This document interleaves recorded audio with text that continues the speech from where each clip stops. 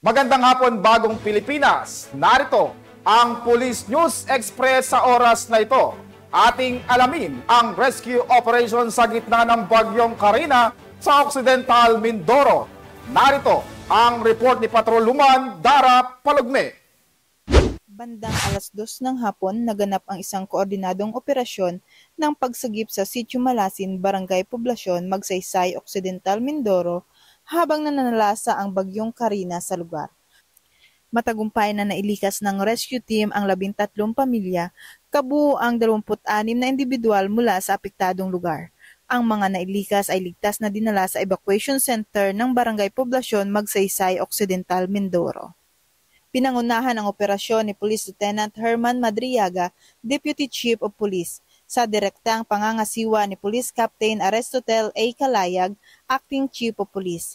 Kasama sa operasyon ang mga tauhan mula sa lokal na himpilan ng pulisya, ang Special Rescue and Response Team, ang 1002nd Special Action Company ng 10th Special Action Battalion ng Philippine National Police Special Action Force, at ang Municipal Disaster Risk Reduction and Management Office.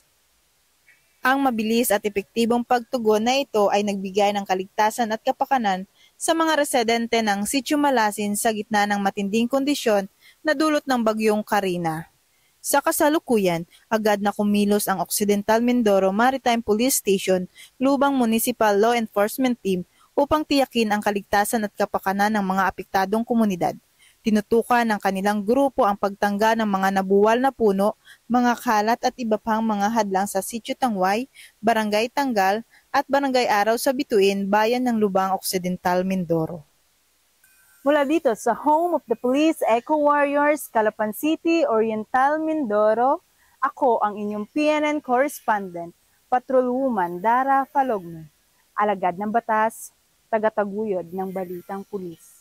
Maraming salamat sa Patroluman Palugme para sa iba pang napapanahong balitang pangpulisya.